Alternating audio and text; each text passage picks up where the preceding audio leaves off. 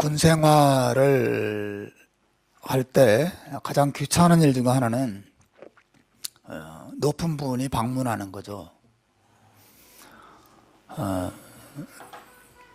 높으신 분이 방문하면 정말 귀찮습니다. 그리고 뭐 귀찮은 것은 뭐 말할 것도 없고 피곤하고 정말 힘들어요. 예를 들어서 뭐 별이 하나 떴다, 사단장이 떴다, 그러면 이제 도착하기 전에 그 부대 정문, 위병소라고 하죠. 그 정문부터 저 정문 들어오기 전까지 수백 미터의 그 진로에 병사들이 쫙 깔려가지고 그 길에 막 이렇게 푹 파인 곳 전부 다 흙 갖다가 메꾸는 일을 하죠. 그런 일부터 시작을 해서 네모반을 청소하고 또 정리하고 심지어 개인 위생까지 뭐 손톱 발톱 검사, 이빨 검사, 속옷 검사 다 합니다. 정말 귀찮고 짜증나는 일이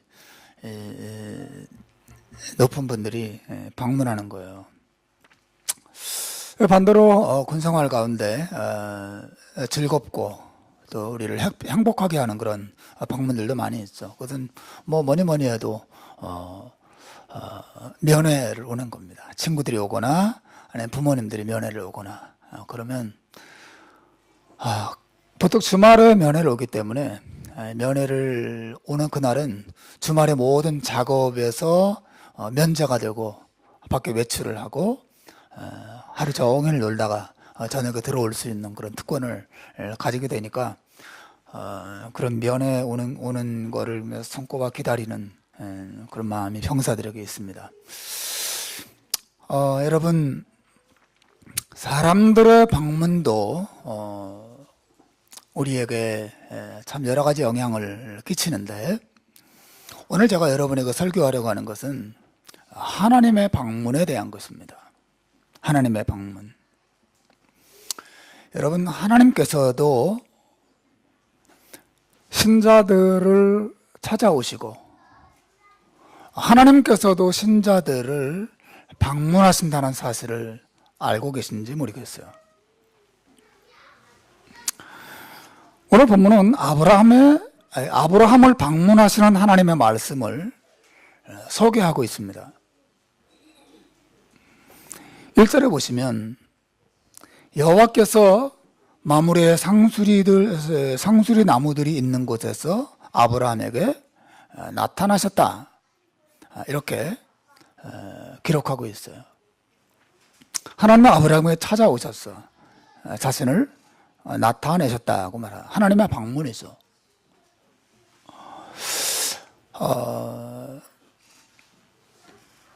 아브라함이 하나님의 방문을 받고 있습니다. 여러분, 성경의 모든 내용들이 의미가 있기 때문에 이런 하나님의 찾아오심, 하나님의 방문, 하나님과 신자의 만남을 우리가 좀 눈여겨볼 필요가 있어요. 하나님이 아브라함에게 나타나셨다고 말합니다. 하나님은 자기 백성들을 찾아오는 분이세요. 너무나 많은 사람들이 하나님의 방문에 대해서 모르거나 아니면 아주 가볍게 생각하는 경향이 있어요.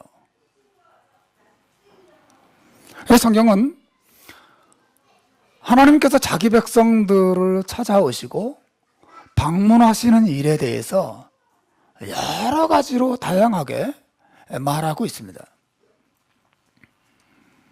여러분, 아브라함의 이 축복된 인생은 어떻게 시작되었습니까?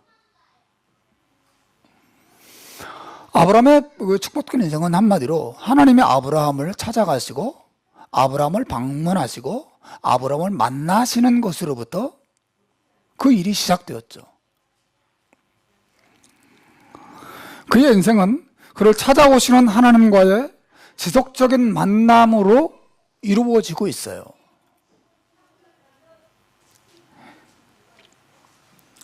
오늘 본문의 하나님의 이 방문 역시 첫 번째 방문은 아니에요. 더 정확히 말하면 하나님의 재방문입니다. 우리가 17장에서 이미 하나님께서 아브라함을 방문하셨다는 사실을 봤어요. 여러분 17장 1절에 보시면 이런 말씀이 있습니다. 아브라함이 99세 때에 여호와께서 아브라함에게 나타나시니라. 아브라함이 100살이 되기 전에 이미 한 번 그에게 나타나셨습니다. 근데 이 나타나심은 꿈이나 환상 속에서의 나타남이 아니라 사람으로 나타나신 것이 분명해요. 사람의 모습으로. 여러분 신약 성경에서 하나님께서 예수님의 모양으로, 그죠? 사람의 모양으로 우리에게 찾아오셨잖아요. 그죠? 구약 시대에도 하나님께서 자기 백성들에게 사람의 모습으로 종종 나타나곤 하셨어요. 여러분 17장 22절에 보면 99세 때 아브라함에게 하나님 나타나셨다가 이런 말씀을 합니다. 하나님이 아브라함과 말씀을 마치시고 그를 떠나 올라가셨다. 하나님께서 아브라함에게 사람으로 나타나셔서 그를 만나시고 대화하시고 그리고 다시 하늘로 올라가시는 장면을 우리에게 본문에 소개하고 있어요. 그런데 오늘 본문 이 마태복음 창세기 18장의 이 내용은 17장의 방문이 있은 다음에 사실 며칠 지나지 않아서 다시 방문한 것이 분명해요. 왜냐하면 18장 10절에 보시면 뭐라고 말하고 있습니까? 10절을 한번 읽어볼까요? 시작. 그가 이르되 내년 이맘때 내가 반드시 내게로 돌아오리니 내 아내 사라에게 아들이 있으리라 하는 말씀하십니다. 즉 여기서 28장에서 하나님께서 아브라함에게 말씀하실 때 내년 이맘때 내가 돌아오겠다고 말씀하셨어요. 내년은 언제예요? 아브라함이 몇 살 때입니까? 100세 때. 100세 때 이삭을 낳거든요. 그런데 창세기 17장에서 하나님께서 아브라함이 몇 살 때 나타나셨다 그랬죠? 17장 1장 1절에서 나왔죠. 아브라함이 99세 때에 나타나셨다. 따라서 17장이 아브라함이 99세 때 나타나신 것이고 18장에서도 내년 이맘때 내가 다시 나타나겠다고 말씀하셨으니까 어때요? 똑같이 아브라함이 99세 때 일어난 일이죠. 그래서 내년 이맘때라고 하셨으니까 사실 99세의 나이가 시작된 다음에 얼마 지나지 않아서 하나님이 한 번 더 아브라함에게 나타나셨다는 사실을 알 수가 있는 것이죠. 사랑하는 여러분, 오늘 제 설교의 주제는 하나님의 찾아오심이에요. 우리가 오늘 본문에서 분명하게 알 수 있는 한 가지가 있어요. 하나님의 특징 한 가지가 있습니다. 하나님은 자기 백성들을 찾아오시고 자기 백성들을 방문하시는 하나님이라고 하는 사실입니다. 성경이 어떤 책인가요? 성경은 하나님의 사람을 방문하신 이야기죠. 성경은 하나님께서 수많은 사람들을 찾아오시고 그들을 만나시고 그들에게 말씀하시고 그들에게 역사하신 이야기로 이루어져 있어요. 하나님은 찾아오시는 분입니다. 그리고 그 하나님을 만난 사람들의 이야기가 성경에 가득 차 있는 것을 우리가 봅니다. 하나님은 자기 백성을 찾아오십니다. 예수님의 탄생이 무엇입니까? 예수님의 탄생이 뭐예요? 다른 게 아니죠. 하나님의 방문이죠.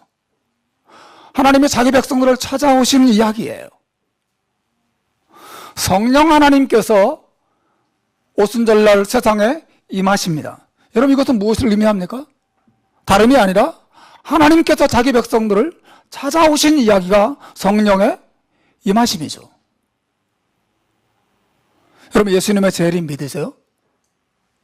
예수님은 다시 오심을 믿습니까? 여러분 예수님의 재림이 무엇입니까? 바로 하나님의 방문이죠. 하나님의 다시 자기 백성들을 찾아오시는 일이 예수님의 재림이죠. 여러분, 구약 성경에서 하나님께서 인간들에게 베풀어 주시는 구원이 어떻게 시작됩니까? 아담과 하와가 선악과를 따먹고 타락했을 때 하나님께서 아담과 하와를 어떻게 하십니까? 찾아가십니다. 그들을 방문하세요. 그리고 물으십니다. 아담아, 내가 어디 있느냐? 그리고 그들에게 말씀하시고 그들과 구원을 약속하시죠. 하나님께서 죄인들을 찾아가시는 이야기들로 구약의 구원의 역사가 시작되고 있어요. 이스라엘 백성들이 이집트에서 노예살이를 할 때 그들이 어떻게 이집트에서 해방을 경험하기 시작합니까? 다름이 아닌 하나님께서 그 노예살이를 하고 있는 그 백성들을 찾아가셔서 그들 가운데 역사하기 시작할 때 구원이 이루어졌습니다. 여러분, 저는 여러분에게 하나의 신화적인 이야기를 하고 있는 게 아니에요. 하나의 재미있는 이야기를 하고 있는 게 아닙니다. 하나님께서 직접 자기 백성들을 찾아가셔서 그들에게 말씀하시고 그들을 역사하시고 그들을 구원해내시고 그들을 축복하시는 그런 실제 역사 속에서 일어난 일들을 제가 여러분에게 설명하고 있는 거예요. 실제로 예수님의 세상에 방문하셨습니다. 그리고 실제로 성령께서 이 세상에 방문하셨습니다.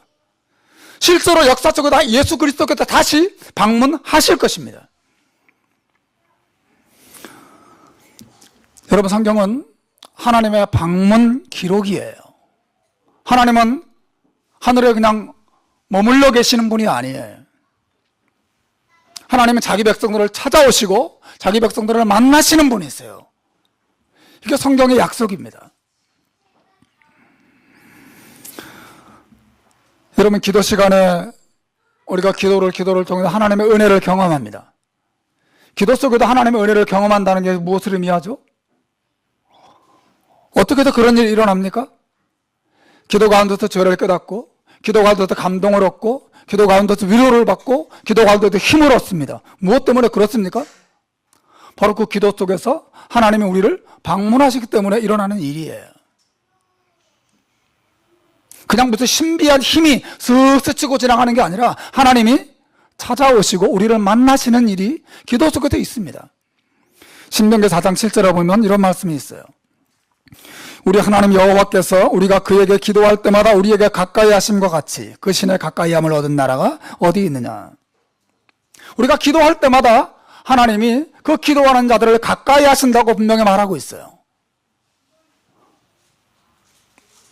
여러분, 예배 시간에 말씀을 들을 때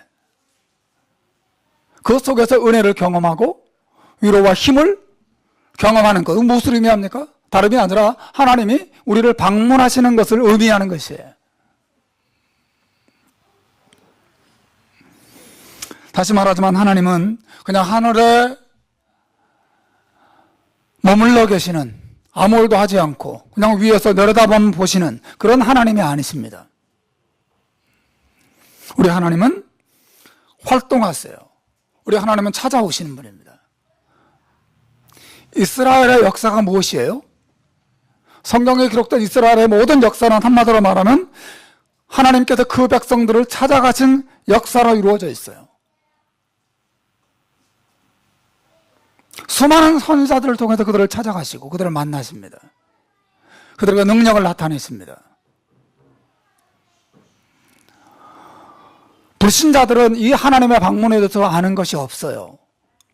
그들은 그 사실을 믿지 않습니다. 그 사실을 인정하지 않죠. 그러나 신자들은 누구입니까? 이 하나님의 방문 때문에 하나님을 알게 되고 하나님의 방문을 통해서 구원을 받고 하나님의 방문을 통해서 은혜를 누리는 자들이 신자죠. 하나님은 자기 백성들을 찾아가시고 만나시는 분이세요.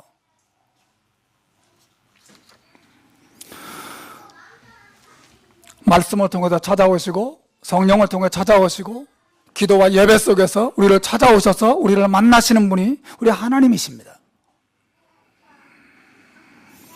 여러분, 우리의 삶이 하나님의 축복으로 가득해지는 길은 다른 데 있지 않고 우리를 찾아오시는 하나님을 지속적으로 만나는 데 있습니다.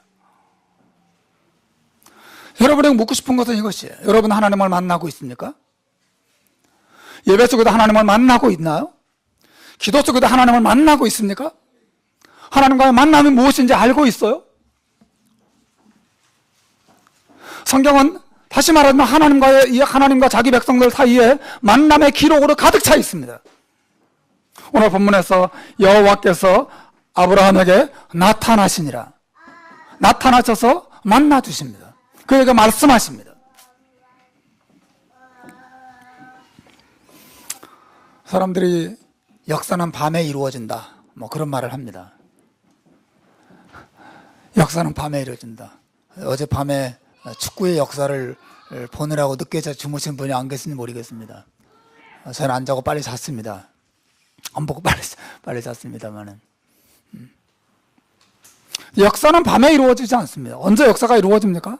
하나님께서 자기 백성들을 방문하시고 그 방문하신 하나님을 만날 때 그 만남 속에서 하나님의 역사가, 우리 인생의 역사가 이루어지는 것이죠.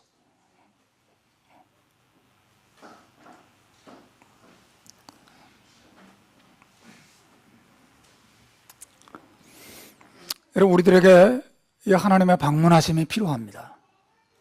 하나님은 구약시대에만 자기 백성들을 찾아가셔서 만나시고 그들에게 은혜와 구원과 축복을 베푸시는 분이 아니세요.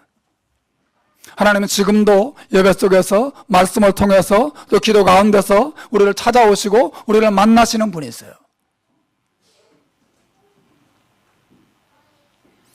여러분, 왜 많은 사람들의 그 신앙생활이 이렇게 메마르고 형식적으로 되어가는 걸까요? 왜 많은 사람들에게 예배가 무의미하고 왜 많은 사람들에게 기도가 귀찮은 일이 되어가는 걸까요? 그 속에서 하나님과의 만남이 이루어진다는 사실을 모르기 때문에 그렇습니다. 성경이 분명히 말하기를 여호와께서 우리가 그에게 기도할 때마다 우리에게 가까이 하심과 같이 그 신에 가까이 함을 얻은 나라가 어디 있느냐?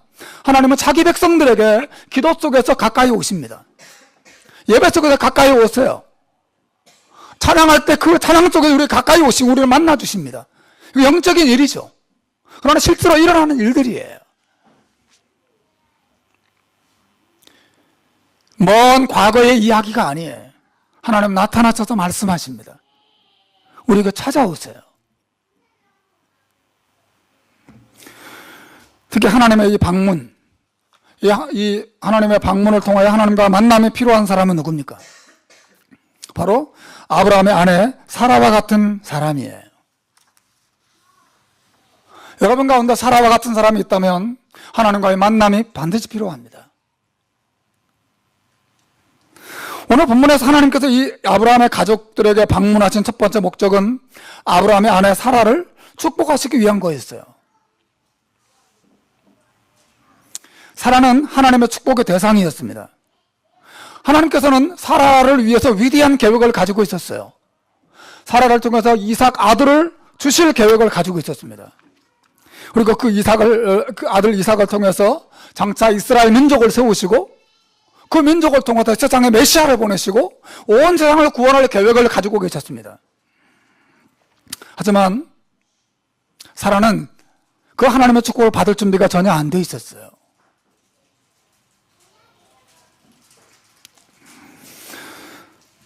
오늘 본문을 가만히 9절부터 12절 그 내용을 가만히 보시면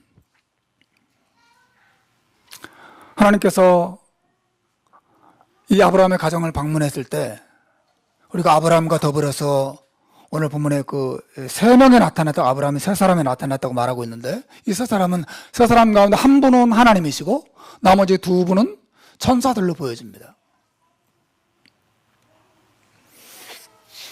그래서 그들이 아브라함에게 묻습니다. 내 아내 사라가 어디 있느냐? 장막에 있습니다.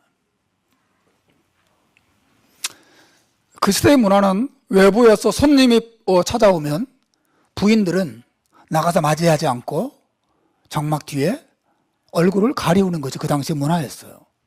사라가 이 손님들을 피해서 살짝 숨어 있었습니다. 그런데 하나님께서 아브라함에게 말씀하십니다. 내년 이맘때 내 아내 사라에게 아들이 있을 것이다. 아들을 낳을 것이다. 그래서 사라가 그 말을 다 듣고 있었어요. 그 말을 듣는 가운데 사라의 마음이 어땠습니까? 사라가 어떻게 반응합니까? 오늘 성경에 보니까 웃었다 그랬습니다. 사라가 웃었어요. 왜 웃었습니까? 12절에 보면 사라가 속으로 웃고 이르되 내가 노쇠하였고 내 주인도 늙었으니 내게 무슨 즐거움이 있으리요. 이는 할머니가 되었어요. 여성으로서 생리가 끊어져서 더 이상 아기를 가질 수 없는 몸이 되었습니다. 그래서 사라는 자기 집에 방문하셔서 자기에게 아들이 있을 것이라고 약속하시는 하나님의 말씀을 들었음에도 불구하고 슬쩍 웃습니다. 하나님께서 그 웃음, 그 마음을 들여다보시고 사라가 어찌하여 웃었느냐 책망하자 오리발을 딱 내밀죠. 무슨 말입니까? 나는 웃은 적이 없습니다. 아니다, 네가 웃었느니라 하나님 말씀하십니다. 사랑하는 여러분, 하나님께서 사라를 사랑하시고 사라를 위한 위대하고 놀라운 계획을 가지고 있었어요. 하나님은 사라를 축복하고자 하셨습니다.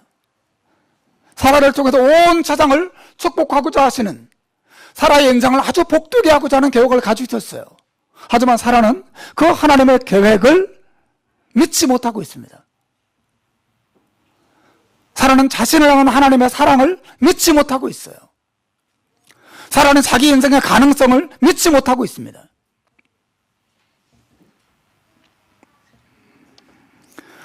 하나님께서는 사라 안에 있는 이런 불신앙이 사라지기를 오랫동안 기다리셨던 것으로 보여져요.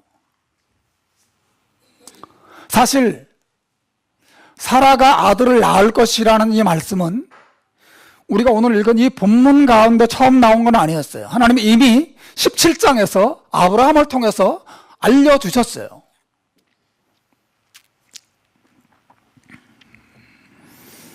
17장 21절에 보면 내 언약은 내가 내년 이 시기에 사라가 내게 낳을 이삭과 세울 것이라고 하나님께서 아브라함에게 말씀하십니다.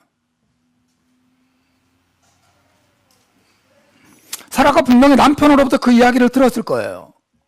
하나님께서 당신을 통해 아들을 낳게 하신대.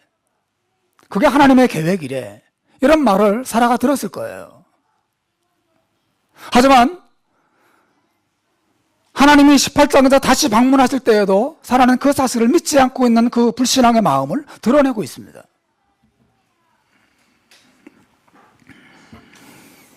여러분, 하나님께서 다시 한번 아브라함의 이 가정을 방문하신 이유를 아시겠죠? 하나님 왜 다시 찾아오셨습니까? 사라에게 아들이 있을 것이라는 말씀을 주시기 위해서 오셨는데 그 말씀은 이미 17장에서 아브라함에게 말씀하셨어요. 다 알려주셨습니다. 근데 왜 하나님이 며칠 지나지 않아서 다시 아브라함의 가정을 방문하셨죠? 사라 안에 있는 이 불신앙을 제거시키고 사라로 하여금 하나님의 약속을 믿게 만들고, 그래서 그 믿음을 통해서 사라가 복을 받게 하시려고 사라를 신앙적으로 회복시키시고 사라의 인생을 더 복되게 하시려고 다시 한번 아브라함의 가정을 찾아오신 것이죠. 여러분, 어떤 사람에게 하나님과의 만남이 필요합니까? 바로 사라와 같은 사람이에요. 하나님께서 그 사람을 향한 놀라운 계획을 가지고 계세요. 하나님이 그 사람의 인생을 축복하고자 하세요. 하나님이 그 사람을 지극히 사랑하십니다. 하지만 그 은혜와 사랑, 그 하나님의 놀라운 계획을 들었음에도 불구하고 인정하지 않고 믿지 못하고 비웃고 뭐 좋은 말이지만 나와는 상관이 없는 말이야 라고 반응하는 그런 사람들, 하나님께서 그런 사람들에게 믿음을 주시고 이 하나님을 신뢰할 수 있도록 하시려고 찾아오셔서 그를 만나십니다. 하나님과의 만남이 그런 사람들에게 필요해요. 하나님께서 사라에게 하신 말씀이 무엇입니까? 14절에 보면 한번 읽어보겠습니다. 시작. 여호와께 능치 못한 일이 있겠느냐? 기한이 이를 때에 내가 내게로 돌아오리니 사라에게 아들이 있으리라. 여호와께 능치 못한 일이 있겠느냐? 이것이 하나님께서 다시 한번 사라를 향해서 주신 말씀이에요. 이 만남을 통해서 사라는 다시 한번 하나님을 향한 믿음과 신뢰를 회복해야만 했어요. 요점은 이거예요. 바로 사라와 같은 사람에게 하나님의 방문이 필요하다는 것입니다. 사실 우리 모두는 사라와 같지 않습니까? 우리 모든 신자들은 예수 그리스도 안에서 하나님의 놀라운 사랑을 받았고 이미 받고 있어요. 심지어 성경이 그 신자들을 향해서 항상 기뻐하라고 명령하실 정도입니다. 우리를 향한 하나님의 은혜와 사랑은 너무나 크고 놀랍기 때문에 그 사실을 아는 사람들은 항상 기뻐하고 즐거워할 수밖에 없는, 또 그렇게 하는 것이 마땅한 그만큼의 놀라운 은혜와 사랑을 우리가 받고 있다고 하는 거예요. 여러분 그 사실을 알고 계세요? 여러분 그들 기뻐하고 즐거워하고 있습니까? 그 사실을 신뢰하고 담대함을 얻고 용기를 가지고 믿음으로 이 세상을 살아가고 계신가요? 너무나 많은 신자들이 그렇지 못한 것 같아요. 현실에 눌려 삽니다. 어둠 속에서 살아요. 불안과 두려움이 항상 그들의 마음을 사로잡고 있습니다. 하나님의 자기를 얼마나 사랑하는지 믿지 못하고 있어요. 자기 인생을 향한 하나님의 계획이 얼마나 위대한 것인지 깨닫지 못하고 있습니다. 성경이 이렇게 놀라운 약속과 하나님의 놀라운 사랑이 드러나 있음에도 불구하고 이것을 머리로는 알고 있지만 사라처럼 웃고 있습니다. 좋은 말이야. 그러나 내 인생과 무슨 상관이 있겠어? 이거 사라의 마음이었어요.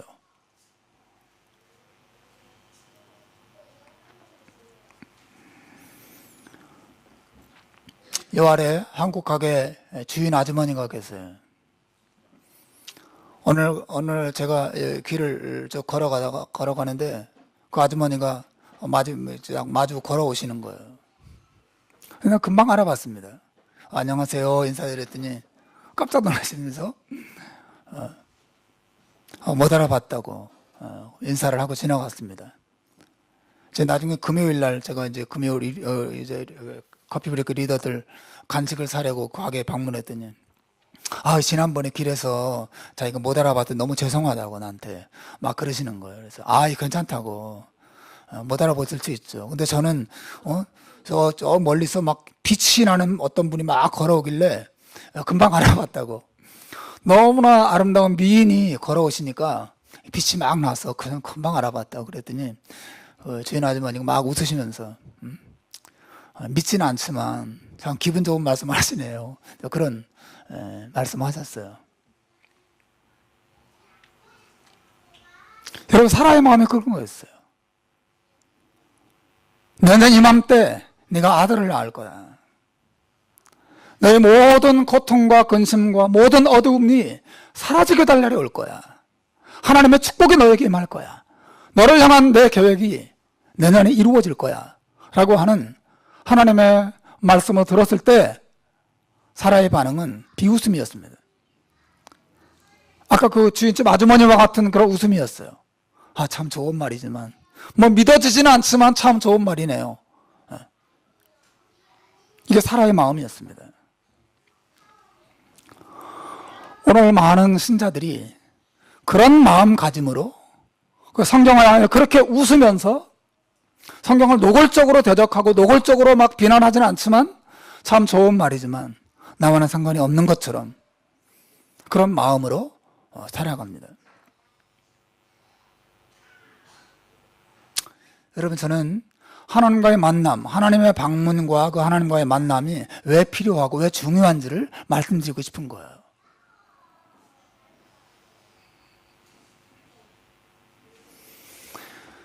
우리 마음에 하나님을 신뢰하지 못하는 그런 마음들이 언제 제거됩니까? 바로 이 하나님의 방문과 하나님과의 만남 속에서 이루어지는 것입니다.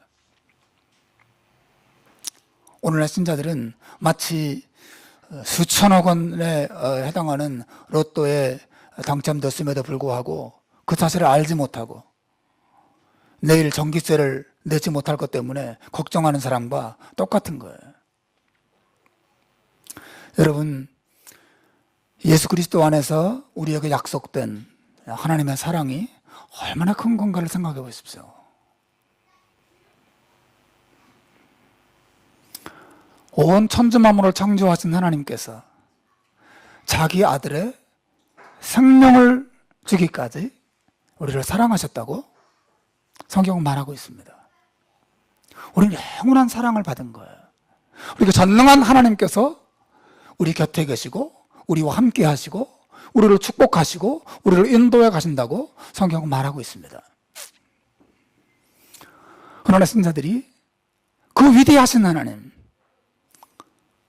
그 놀라우신 은혜로우신 하나님을 바라보지 못하고 신뢰하지 못하고 걱정과 염려와 불안과 두려움 속에서 하루하루 살아갑니다. 하나님께서는 바로 그러한 연약해진 신자, 그 불신앙 속에 있는 신자, 두려움 속에 있는 신자들을 강하게 하시고 그들을 붙잡아 주시고 그들을 축복하시기 위해서 그들을 찾아가셔서 그들을 만나십니다. 예배 가운데 그들을 찾아가시고 기도 가운데서 찾아가시고 성경을 읽을 때 그들을 찾아가셔서 만나주시는 거예요. 하나님은 자기 백성을 찾아가시는 분입니다. 그리고 그 만남 속에서 그들에게 믿음을 주십니다. 그들을 강하게 하시고 회복시켜 주세요. 여러분, 오늘 본문에서 하나님과 이 만남을 통해서 사라가 어떻게 변화되었습니까? 오늘 본문은 명확하게 나오진 않지만 히브리서 11장 11절에 보면 사라의 변화가 설명되고 있어요. 우리 한번 읽어보겠습니다. 시작. 믿음으로 사라 자신은 나이가 많아 단산하였으나 잉태할 수 있는 힘을 얻었으니 이는 약속하신 이를 미쁘신 줄 알았습니다. 여러분, 언제 사라가 이 믿음을 가지게 되었을까요? 바로 이 직전까지 사라는 나는 늙었으니 내가 노쇠했고 내 주인도 늙었고 나는 이미 생리가 다 끊어졌는데 내가 무슨 내 인생에 낙이 있겠는가? 내 인생에 무슨 희망이 있겠는가? 절망 속에서 어둠 속에서 살았어요. 먹고 입고 쓰는 것은 부족함이 없이 살았지만 항상 그 마음에 어두움과 불안과 두려움과 욕구불만이 가득한 상태였습니다. 그러던 사라의 마음에 희망이 싹트고 감사가 솟아나고 기쁨이 터져나기 시작했습니다. 언제 그 일이 일어났습니까? 믿음으로 사라가 잉태할 수 있는 힘을 얻었다. 언제? 바로 오늘 본문에 하나님과 사라 사이에 이 방문과 만남의 순간을 통해서 사라가 믿음을 회복했음이 너무 분명한 것이죠.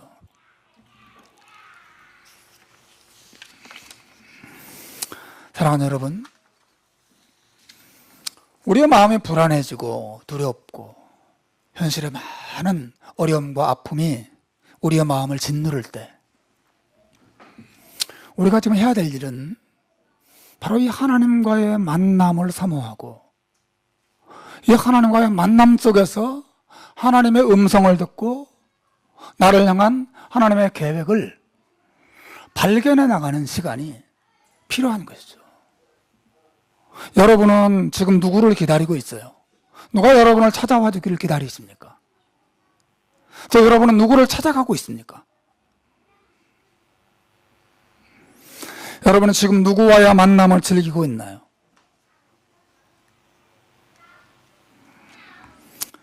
여러분, 그 무엇보다도 하나님의 방문과 하나님과의 만남이 중요하다는 사실을 알고 있습니까?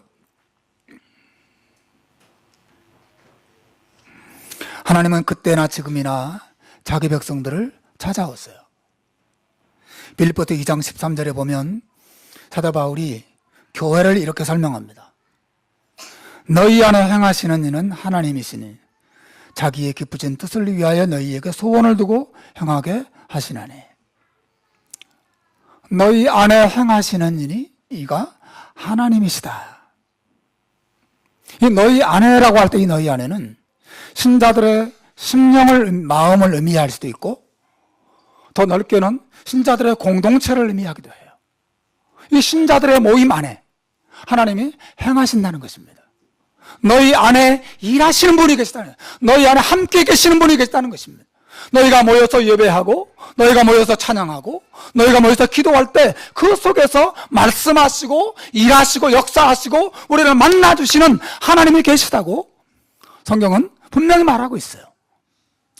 이 공동체 안에서의 모임과 예배와 이 예배의 이 순간순간 속에서 하나님이 우리에게 찾아오시고 아주 신비한 방식으로 우리를 만나주신다고 성경은 말하고 있는 것이죠.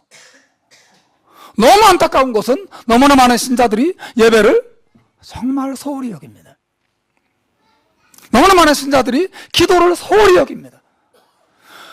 연약함 속에, 불안과 두려움 속에, 수많은 문제 속에 쌓여 있음에도 불구하고 그것을 해결하기 위해서 하나님과 만남이 절대적으로 필요한데 그 만남을 위해서 하나님 앞에 무릎을 꿇고 하나님 앞에 나와서 전심으로 예배하고 하나님과 만남을 사모하고 그 만남 속에서 하나님의 은혜가 임하기를 기대하고 애써야 하는데 기도 시간도 예배 시간도 말씀 시간도 다 그냥 의미 없이 흘러내려가는 신음물처럼 의미 없이 그냥 흘러내려보내는 그런 신자들이 너무 많은 것이죠. 너무 안타까운 것이죠. 우리의 하나님은 과거에 갇힌 박제된 화석과 같은 분이 아니세요.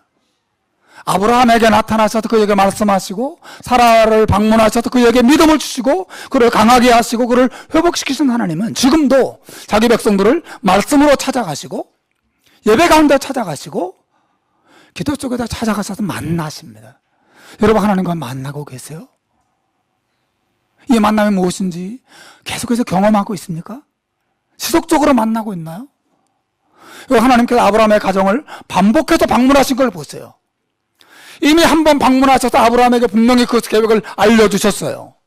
그러나 사라가 하나님의 그 뜻과 계획을 아브라함을 통하여 듣고도 믿지 못하니까 하나님 또 찾아가십니다. 찾아가셔서 이 사라에게 다시 한번 믿음을 주십니다. 여호와 하나님께 눈치 못한 일이 있겠느냐?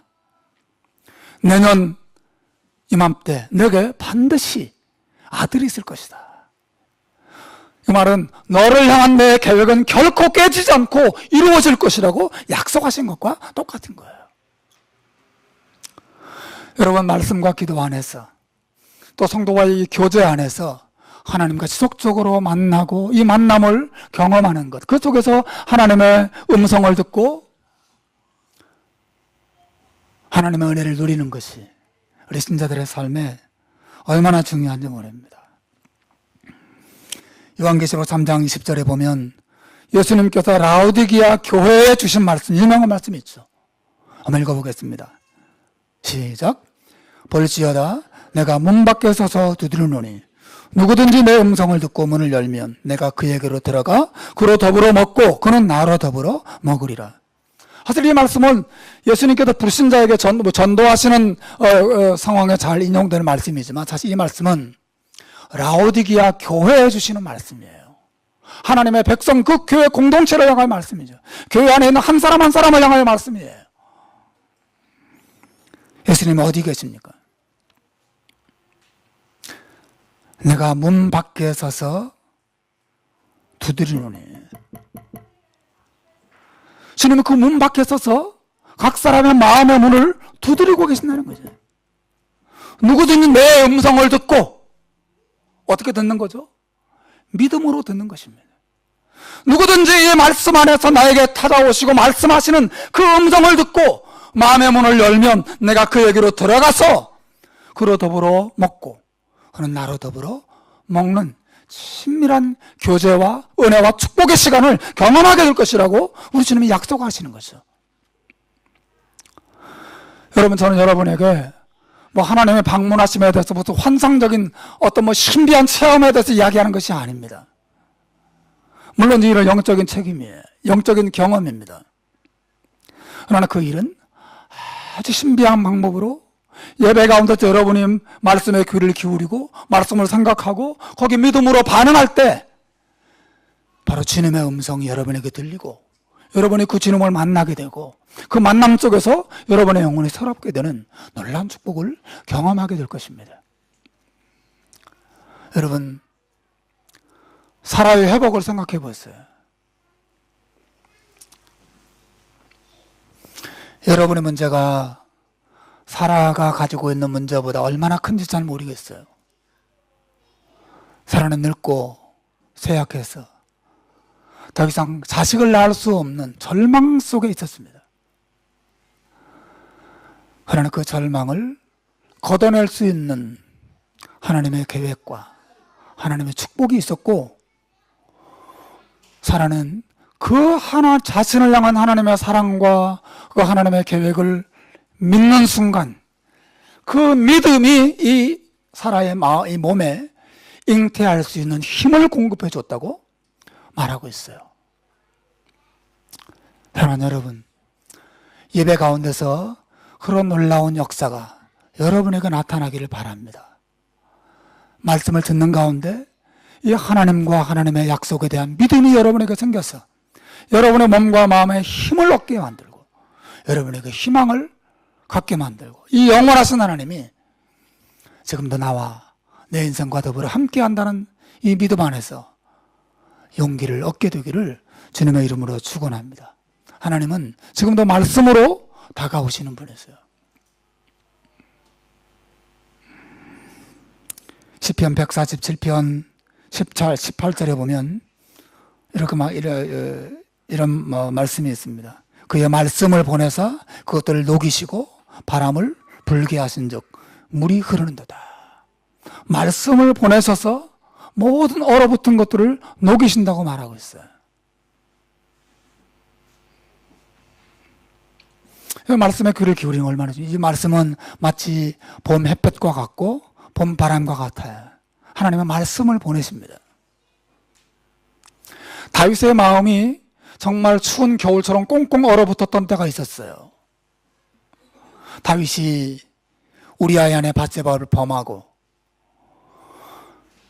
그의 남편도 전쟁터에 내보내서 죽이고 죄와 더러움으로 가득 차서 그의 마음이 싸늘하게 식어지고 형식적으로는 신자지만 실제적으로는 하나님을 멀리 떠난 그런 상태에 다윗도 떨어진 적이 있었습니다.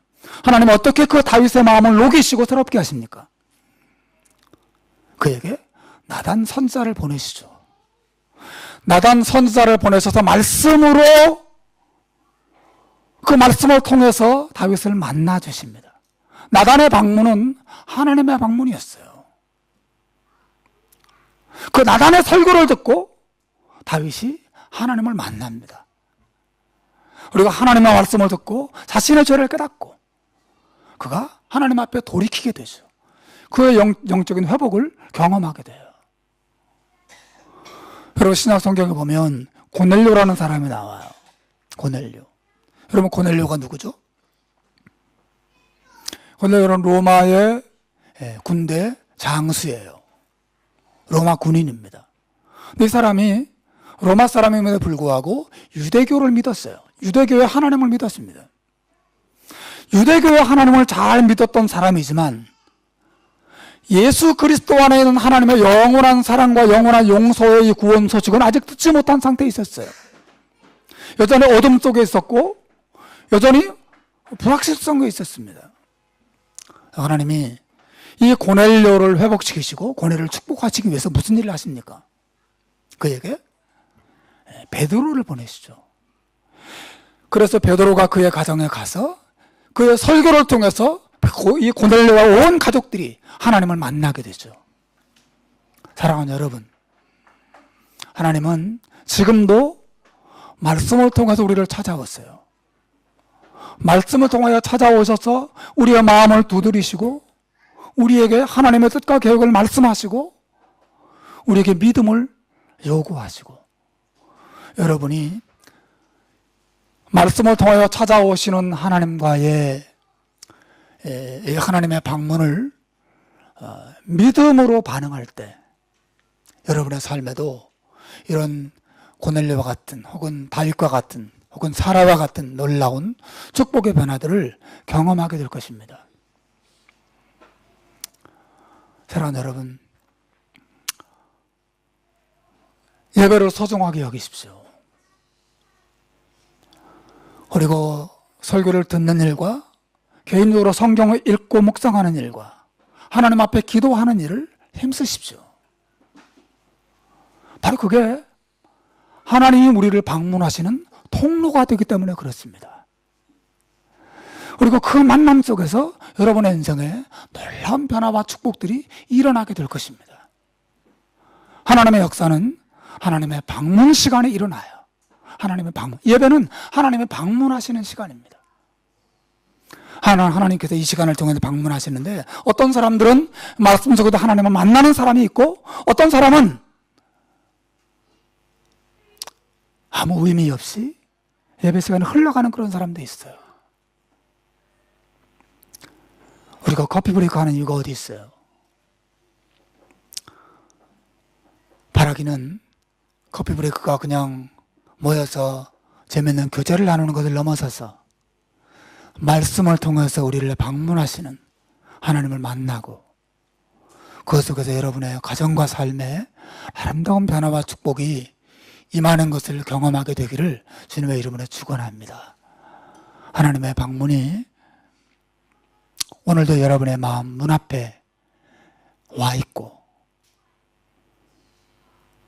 거기에 대해 여러분의 믿음으로 마음의 문을 열고 하나님께로 나아가게 되기를 하나님을 받아들이시기를 주님의 이름으로 축원합니다. 기도하겠습니다.